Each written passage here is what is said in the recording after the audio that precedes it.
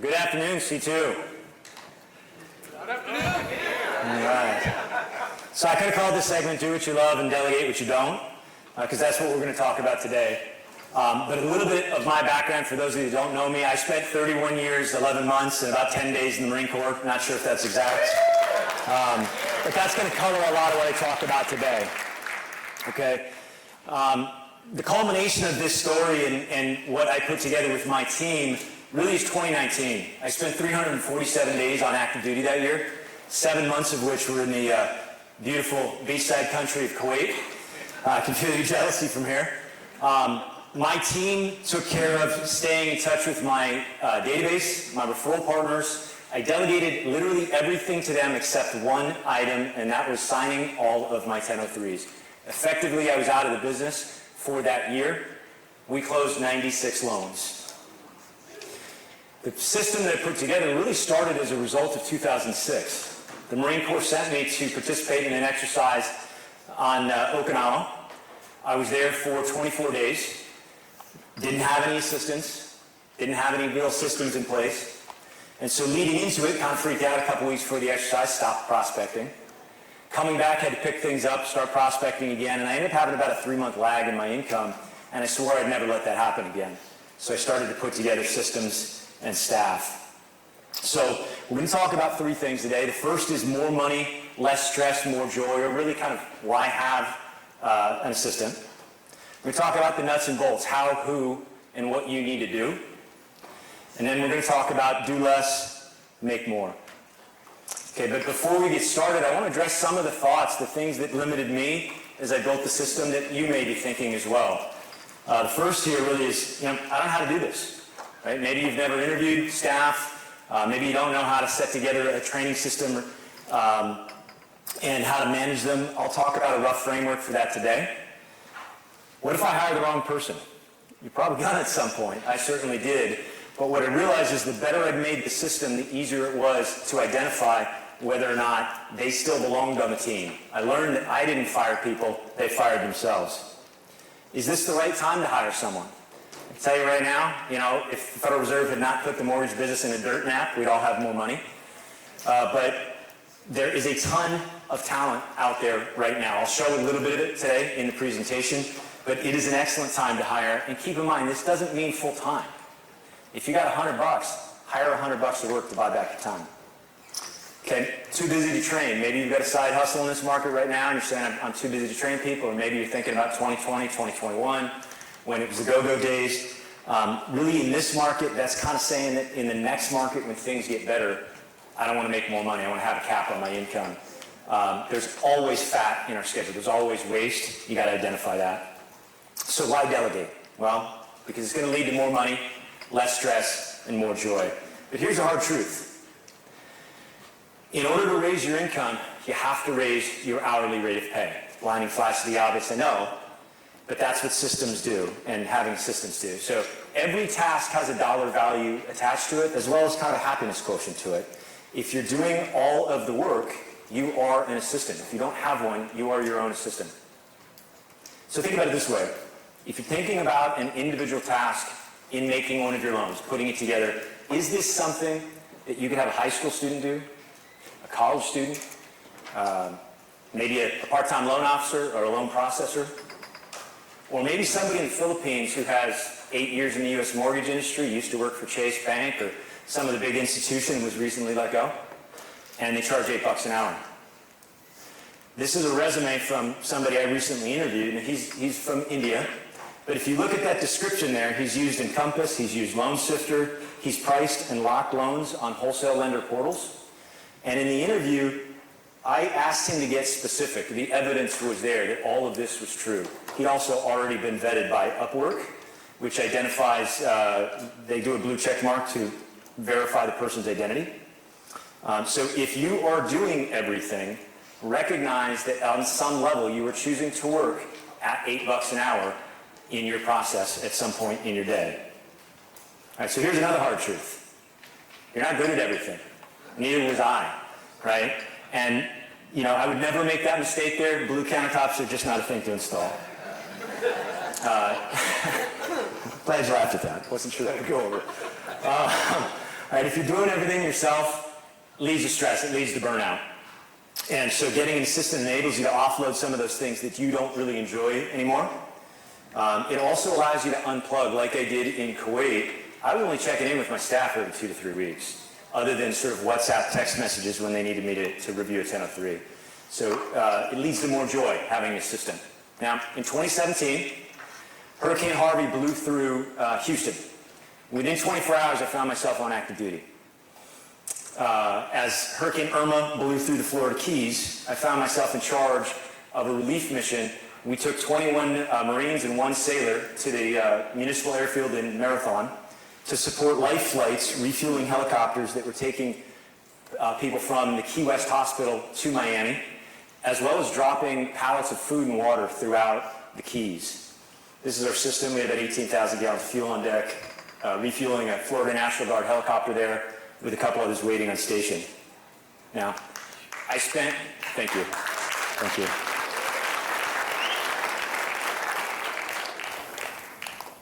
I tell that story because I spent 23 days on active duty, no contact with my database. It all happened so quick.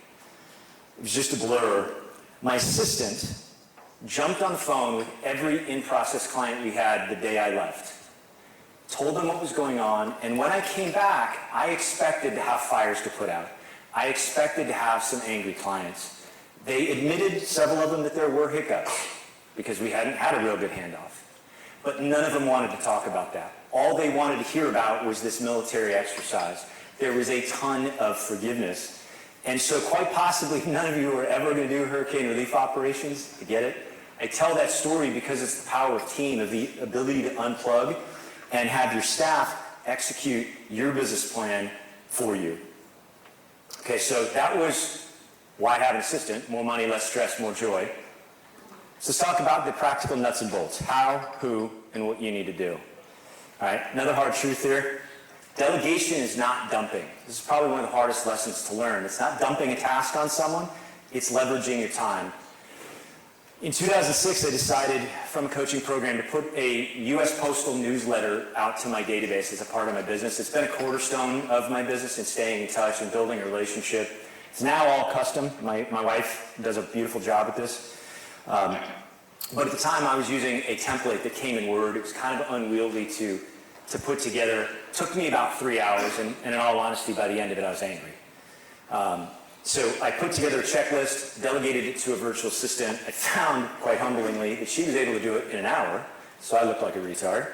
And I only had to spend 10 minutes reviewing her work, right? So I leveraged 3 hours of my time and turned it into 10 minutes. So let's talk about the how. First thing I want you to do, take out a white sheet of paper, put it on your desk. As you go through your week, look at the tasks that come up with any recurring frequency. If it's something you want to offload, if it's something that you feel like this is not that hard to explain, this is not worth my time, write it down. This becomes a job description. But you're going to need to filter it for these 3 categories here. So we've got, high-skilled stuff, we've got timely, and we've got frequent, right?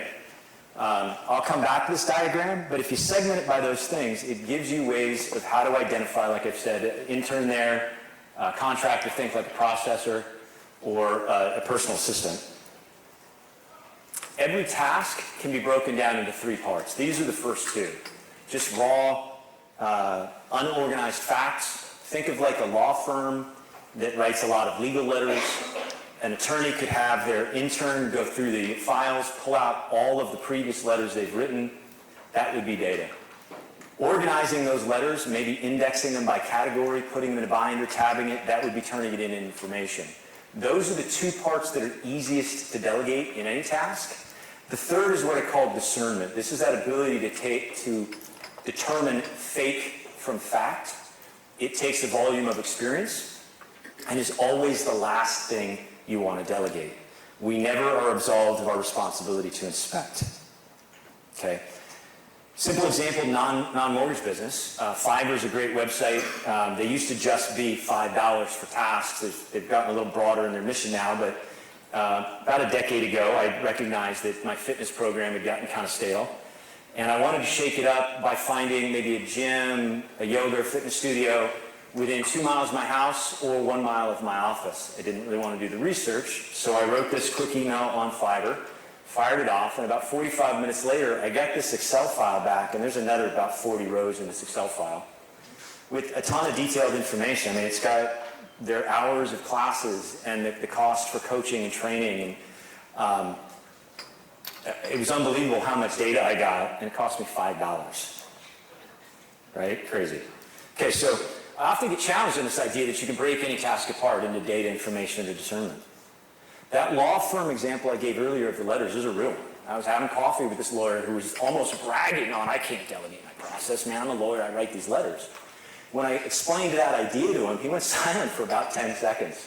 He's like, man, that's going to change my practice. And he set to work in having that system put together so that his paralegal would do the first draft of the letter based on his previous writing. Sort of like John showed with the AI stuff. So that's the how part. Let's talk about who. When you're evaluating who you want to hire, look at skills, tools, understanding, and desire.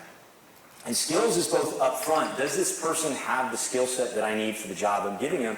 But it's also after they're on your team. I'm totally guilty of having a task that I no longer want to do and just grabbing the nearest assistant and saying, go do this, only that's not their skill set, right? So I hire them for one thing and I'm trying to lump other stuff on them that's not their skills. So this is a part of how choosing what you delegate and who you delegate it to.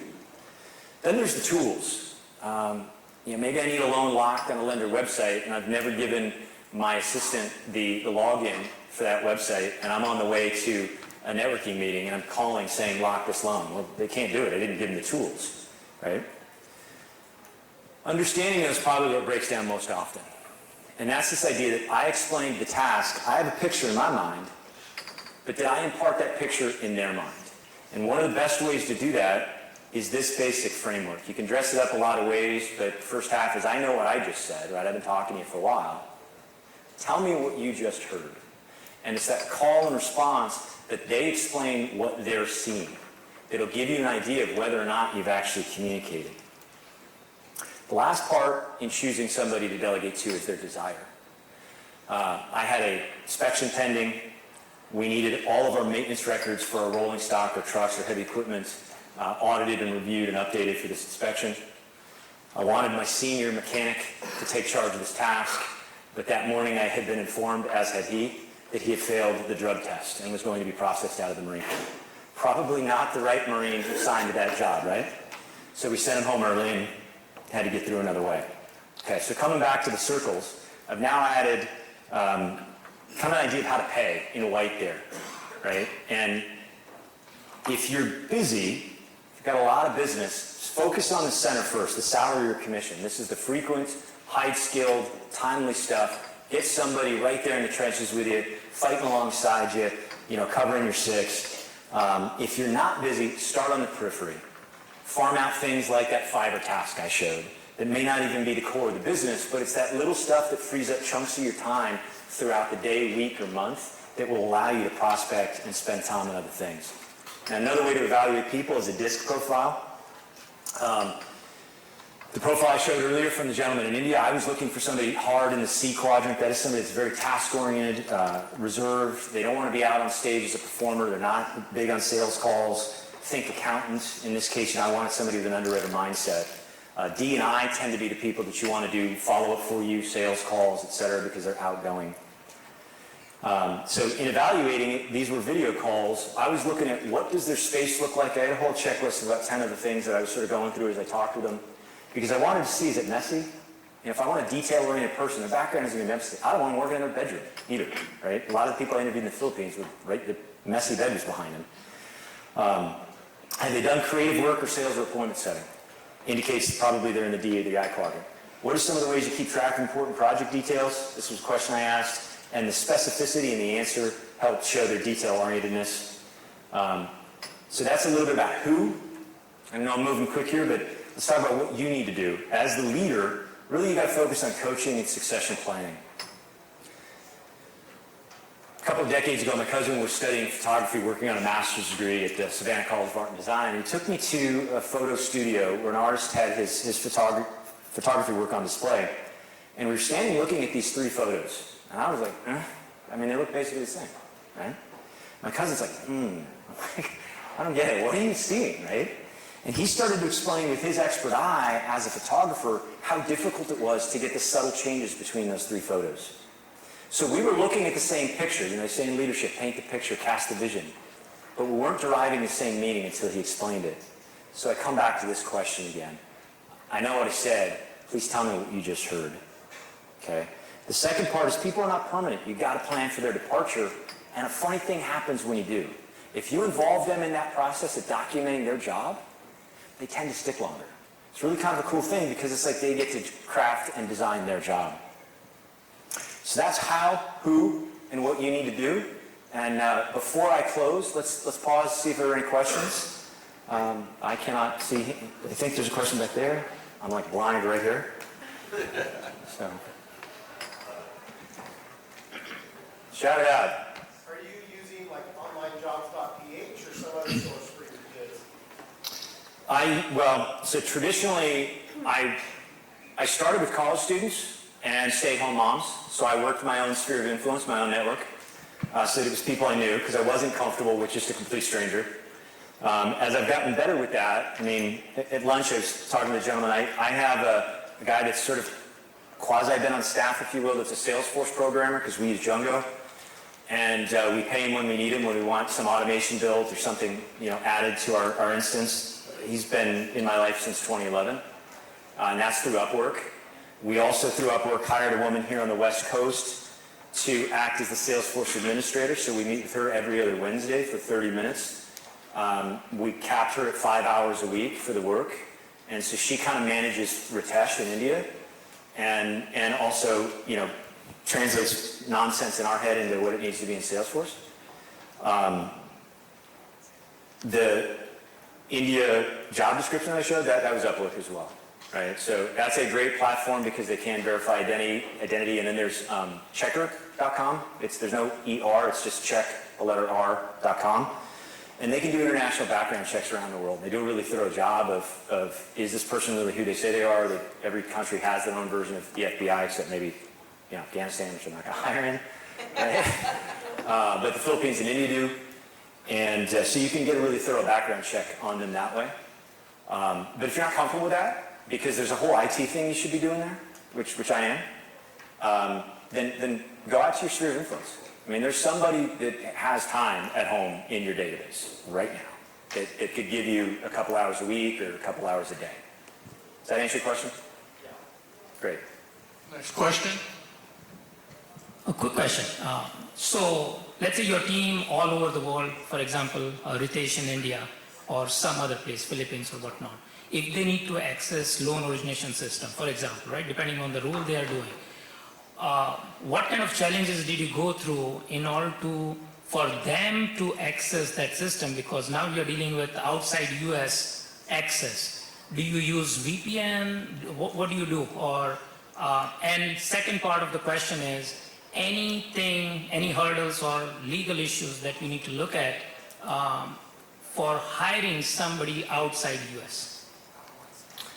Yeah, there's a lot there, and there's technology with that. Microsoft has a lot of technology. Access Business Technology, which is one of the companies that can host Calyx Point, they offer a remote desktop, and you can lock that down so that the person cannot print. They can't download to their own hard drive. You can, if you really want data security, there's 4 tiers, the data security, if you talk to an expert on this. The 4th tier would be providing them the equipment and the router and all of that stuff, and this just gets really technical, but there's ways of handling it. Get with an IT company, an expert in that, and they'll give you because corporate America, Fortune 500 companies have been doing it for a couple decades now. And ever since they laid the transatlantic cable, they're doing it. And what about the... Hello? And what about the access? Let's say, I know UWM does allow, let's say if I was traveling outside US, I can probably get exception to log in from outside US so that I can work on my loans, for example, if I was the only one working. So in this case, did you go through any of that, or all the lenders were pretty easy to work with and they would allow certain IPs to log in from outside US? I'll give you an example. I did an exercise in South Korea, and I met a Marine there who lived in Chula Vista, and his VA rate was high at the time. So we went to Starbucks and got on the Wi-Fi, and I had my laptop with me. So I took the loan application, went to pull credit, and the IP address wouldn't let me pull. So I emailed my processor to have here in the United States, have her pull it, and then we met again the next day. And because I'm kind of a nut job, I had brought my laptop, I brought a scanned Warner paper, a Bluetooth inkjet printer with me. And we originated a loan in in Incheon Airport while drinking beers. I took a video and sent it to Dan Williams when I did it. But, there are limitations like that. This is go way too technical. If it's all right, let's talk afterwards. But that's stuff that you want to get with an IT company on. You can do it with a hotspot on your phone. You can connect to the IP. That's the way I've done it abroad. Yep. Any other questions? Everybody hear that?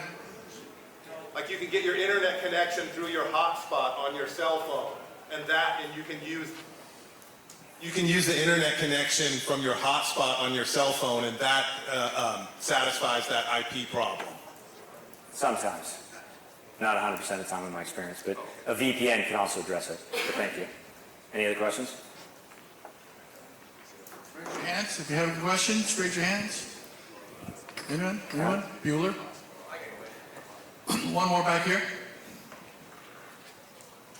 Hey Todd, great topic. Can you go over just with the group, share with us what your team looks like today? As far as number of folks and kind of what they do for you? Depending on how you count them, right? I've got Ritesh and Julie for the sales force. I've got Andy and Jake as processors. They work under my wife's contract loan processing company. I've got Nicole and Angela Weathers on my team. Nicole Johnson's a past client who became a loan officer. She does all of my client communications when we have a loan in process. Unless there's a problem, that's delegated to me. Angela oversees the operations, and we've got a loan coordinator, Vish, who does the file prep. Angela reviews all his work, chooses the lender, locks. I do very little in my process. I'm going to talk about that in the second section, but I also have a couple of real estate agents under my license, so we do occasionally do some transactions. Does that answer your question? Is that what you're looking for? Yep. Cool. Yep. Any other questions? One more right up. Shout it out. We all want to hear what that question is. So How is one the pay second. structure is what he asked. It's dependent on the job, right? So Ritesh, for example, is $19 an hour. Julie, this is the sales for stuff, she's $75 an hour, but we cap her. I don't cap Ritesh. When I got a project, he just works, right? But Julie is set in Upwork that she can't bill me for more than 5 hours a week. Angela, Nicole, they get a percentage of my production. The real estate agents, same thing, percentage of any deals that we do, right? So if you took a picture of that, the three circles, and CTO will probably provide this slide deck, that's where you want to look at commission, because then it's scalable, or rather it's as needed, right? You don't have a salary where you've got overhead and not when you're not producing. You pay them when you're producing, so you pay more when you're producing, you pay less when you're not. Does that answer your question? What kind of percentage do they get? I'm not going to go into that on stage, brother. But I appreciate asking. Depends on what they do for you. That's really, because that's a personal question for you, right? You're thinking about hiring somebody. It depends on how much work, right? 50% could be a fair deal to you. Or it could be ripping you off. It depends on how much work they're doing. Does that make sense? Right? So 2019, when I was in Kuwait, I paid my team more. Because I signed 1003s and I was like, right? When I came back, I paid them less. A couple of them were happy about it, but, tough luck. It's my business. So. Quick question. What systems like CRM or other you would recommend? So the question was, what CRMs or systems would I recommend? I've been on Calyx Point so long, it's like we know it so well, and we're on the server version, so I know it's super antiquated. It's like 1990s technology. I feel like we're still dialing up to it, but it does what we need it to do, so don't fix what ain't broken. We use Jungo, Salesforce, and we've heavily programmed it for our needs and what we want it to do for client communications. I use HomeBot if you're not using that. It's a fantastic touch to stay in front of your clients. It's very sticky and very interactive. That's what comes to mind at the moment. I know there's some other stuff we use, but that was Thank you. what comes to All mind. right, Todd, we're going to need to wrap. Okay. Do you want me to do this last, or just be done? Oh, okay. So last section, do less, make more. When you look at your job, there's really about 5 things that you do, or that any salesperson, business owner does, that move the revenue needle, that they enjoy, and that they're good at. For me, these are my 5. Discovery is really that initial consultation. It's getting the client's hopes, goals, and dreams. The persuasion is being at their decision points, influencing, helping them make a good decision. Implementation, I've talked a lot about systems. I love doing work to put something in place once and never have to deal with it again. I like networking events, whether it's, a coffee tasting that I invite clients to, or just events like this where afterwards we get to talk. I also like teaching, so no surprise I'm on stage, right? Your 5 could be any of those. Most of you, it's probably the discovery and the persuasion are important to you, but it could be designing a marketing piece. It could be writing a blog post, a brochure, whatever.